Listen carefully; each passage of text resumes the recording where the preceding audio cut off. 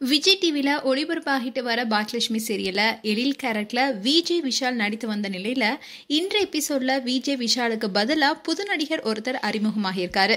ஏற்கனவே இந்த சீரியல்ல ஒரு சில கேரக்டர்கள் இவருக்கு பதில் இவர்னு மாறியிருக்காங்க. செழியன் கேரக்டர்ல நடித்து வந்த ஆரியன் திடீர்னு தான் விலகுவதா அறிவிச்சிட்டு ஜீ தமிழ் சீரியல்ல லீட் ரோல்ல நடிச்சிட்டு வராரு. அதே மாதிரி சில மாதங்களுக்கு முன்னாடி இந்த சீரியல்ல அமிதாவா நடிச்சிட்டு வந்த ரித்திகாவும் திடீர்னு விலகியிருந்தாங்க. அதுக்கப்புறமா அவங்க எந்த சீரியலுமே நடிக்கலனாலும் இப்போ கர்ப்பமா இருப்பதா அறிவிச்சிருக்காங்க.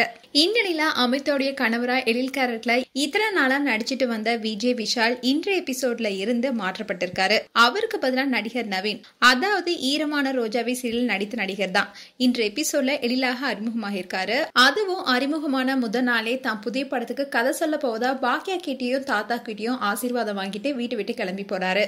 அண்ட் ஏற்கனவே விஜய் விஷால் ஷார்ட் பிலிம்லாம் பண்ணிட்டு வந்தாரு. அண்ட் இந்த சீரியல் மூலமா தான் ரொம்பவே பிரபலமானாரு. மேலும் இந்த சீரியல் முடியும் தருவாயில இருக்கிறதுனால இந்த சீரியல் விட்டு விலக வாய்ப்பு இருக்கு. மேலும் விஜய் விஷாலுக்கு வேற ஒரு சீரியல் நடிக்க வாய்ப்பும் கிடைச்சிருக்கலாம். அதனாலதான் போனாரா இல்ல என்ன காரணம்னு இது வரைக்கும் விஜய் விஷால் சைட்ல இருந்து எந்த காரணமும் சொல்லப்படல. பட் இந்த செய்தியை கேட்ட எழில் ரசிகர்கள் வேறொரு புதிய ப்ராஜெக்ட்ல உங்களை பார்க்க ஆவலோட காத்துட்டு இருக்கும்னு வருத்தத்தோட கவுண்ட் பண்ணிட்டு வராங்க.